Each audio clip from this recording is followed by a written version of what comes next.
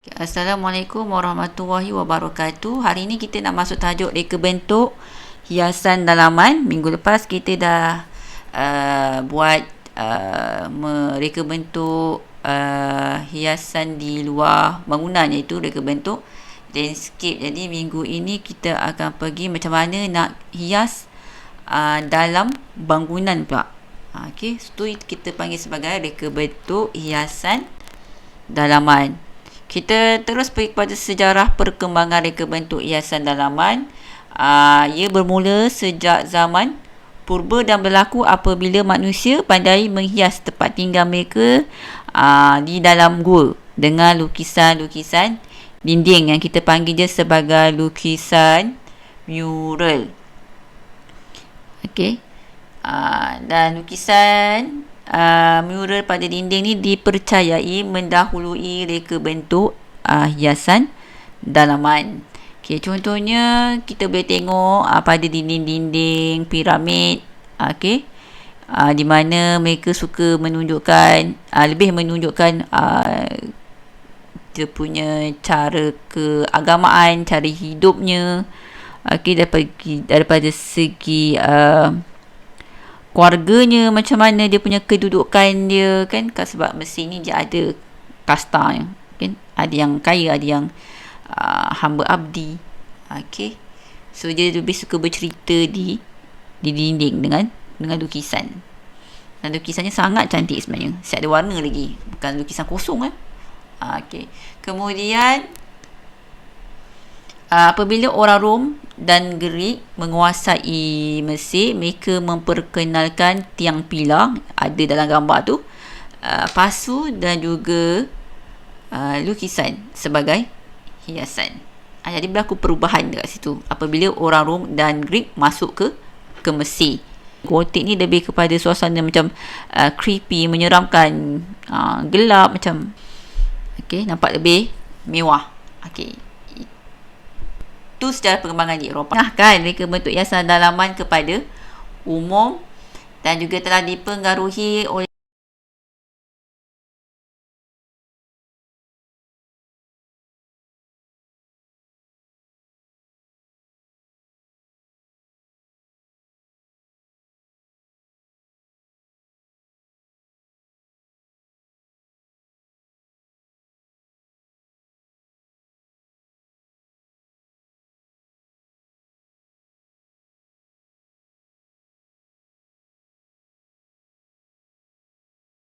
campuran gaya dari seluruh dunia, dan ini membawa kepada era eclecticisme.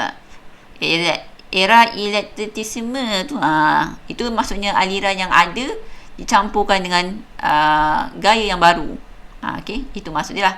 So pada abad yang ke-20 dan ke-21 kembali semula kepada gaya lama dan vintage. Ada juga yang lebih suka kepada gaya moden, ringkas, ikut apa kita panggil, ikut orang punya kesukaan lah. Dia nak gaya apa masa tu, mana yang popular, ikut trend. So dekat sini kita akan tengok konsep hiasan dalaman ikut aliran tahunan, bermula pada Renaissance daripada tahun 1400 sampai 1600. Era tu gaya dengan masa itu popular dengan gaya Renaissance. Barok tahun 1590 1725. Lepas tu gaya Rokoko tahun 1700. Neoclassical tahun 1780 1880. Gaya Arts and Craft tahun 1860 1910. Gaya Art Nouveau tahun 1890 dan hingga 1920. Konsep modernism popular pada tahun 1880 sampai 1940. Bauhaus, konsep Art Deco, dan kemudian last sekali mid-century modern tahun 19 popular pada tahun 1930 sampai sekarang. So itu adalah aliran konsep home deco ikut aliran tahun. So, kita pergi terus kepada prinsip reka bentuk hiasan dalaman. Sebelum itu, kita tengok jenis ruang dalaman. Okey, jenis ruang dalaman yang ada pada ruang rumah kediaman, ruang pejabat, ruang bangunan, perniagaan, ruang kesihatan. Ruang kesihatan ni macam contohnya kat klinik, hospital, okey, bilik kesihatan, dan juga ruang pameran. Pameran mungkin kepada museum, ada yang buat pameran seni dan sebagainya. Okey, komponen ruang dalaman rumah terdiri daripada, yang ini semua tahulah, okey, anjung, ruang tamu, ruang makan, kita ada ruang dapur, ruang kerja dan juga bilik tidur. So, itu adalah komponen ruang dalaman rumah.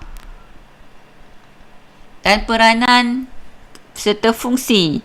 Okey, peranannya mestilah kita nak mencantikkan ruang dalaman.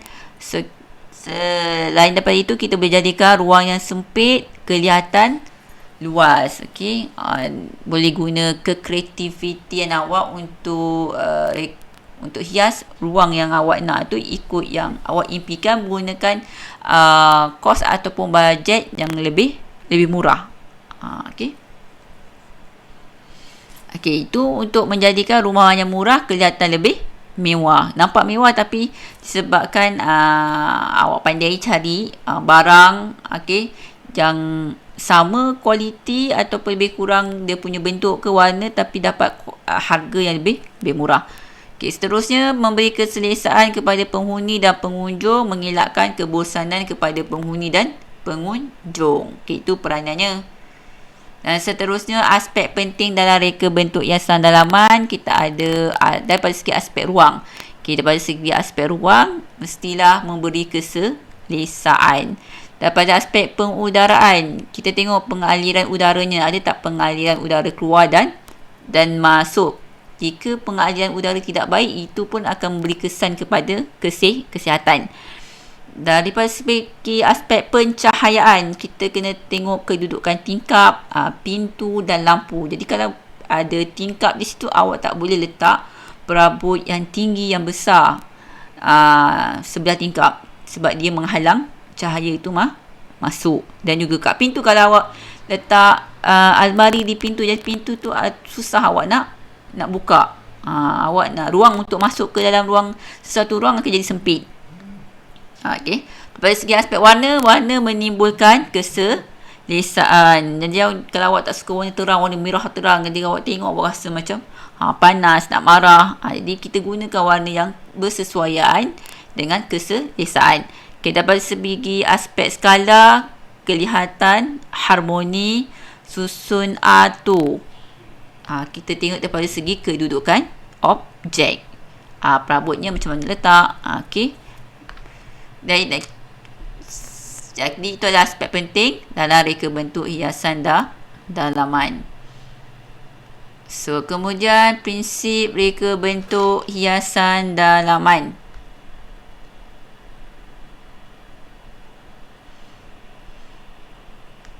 Okey, prinsip ni tak ada beza pun dengan prinsip kita belajar dalam reka bentuk landscape. Lebih kurang sama je, cuma kita aplikasikan ini pada hiasan dalaman. Okey.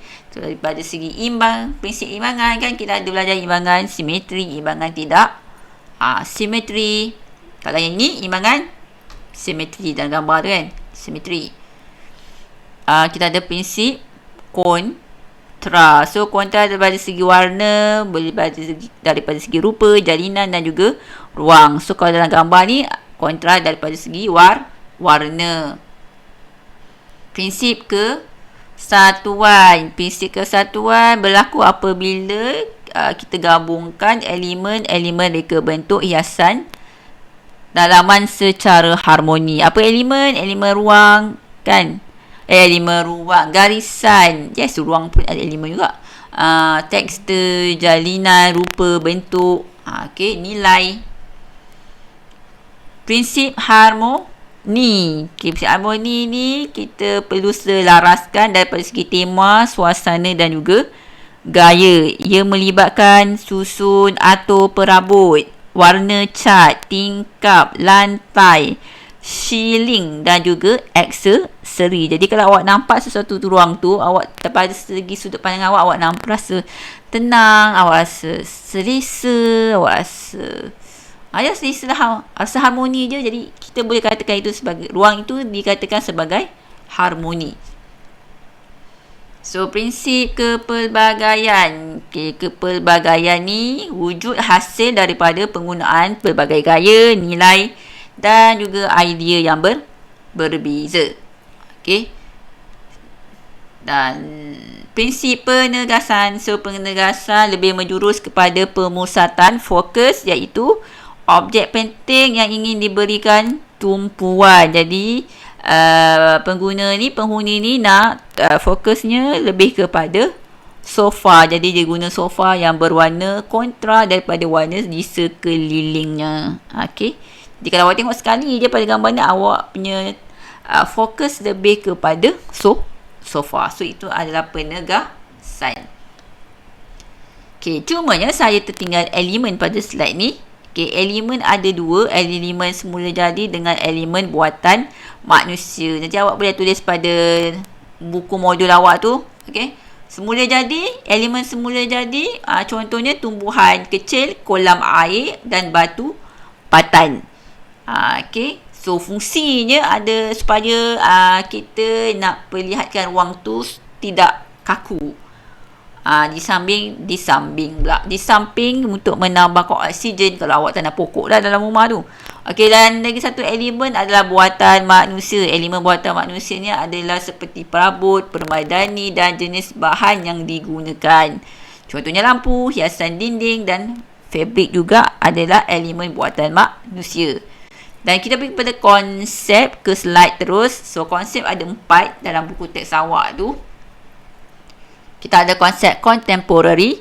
Contemporary lebih menekankan warna terang dan bercorak geometri. So, contoh gambar yang saya bagi pada Padlet tu, itu lebih kepada contemporary. Plus modern. Ada plus campuran. Ruangnya lebih kosong dan kelihatan lebih luas. Perabot yang terhad dan lebih santai. Dan lebih berteraskan kesederhanaan dan keselesaan. So, itu contemporary. Konsep moden, ringkas dan tidak berserabut. Penggunaan warna lebih kepada hitam, kelabu, perak dan juga putih. So, itu adalah moden. Dan seterusnya konsep klasik. Konsep klasik, dekorasi adunan elemen Greek dan Roman pada abad yang ke-8. Jadi kalau yang lebih suka guna simbol yang ukiran yang putar-putar tu, ada banyak-banyak crown tu. Perabotnya bergaya mewah dengan fabrik daripada sutera, brocade dan juga kain kapas. Itu adalah klasik. So, dan sekali konsep tradisional lebih menitik beratkan kehalusan seni tradisi yang berteraskan identiti sesuatu bangsa. Kalau orang Melayu macam mana tradisionalnya lebih pada penggunaan kayu, ukiran. Kalau Islamik ni lebih pada corak pattern geometri. Dan pilihan warna adalah yang dekat dengan warna alam dan bersifat natural. Dan kita pergi kepada ergonomik. Ergonomik ni pun dah banyak kali dah kita ulang balik. So, ergonomik dalam reka bentuk hiasan dalaman dapat menghasilkan tempat tinggal yang menyeronokkan dan selesa. Dan sebenarnya juga yang lebih selamat. Dan itu adalah prinsip ergonomik. So, awak boleh baca dekat situ. Prinsip penggunaan sama. Maksudnya boleh digunakan pada semua peringkat umur, jenis dan kebolehan. Flexibility dalam penggunaannya mudah dan intuitif. Maklumat yang jelas, toleransi terhadap kesilapan, maksudnya minimum kesan buruk bila kita menggunakannya. Tenaga fizikal yang rendah, saiz dan ruang yang sesuai. Itu adalah ergonomik. Dan last sekali sebagai ilmu tambahan, ruang saya sorry lah ya, itu bukan rupa ya, ruang positif dengan ruang negatif. Salah.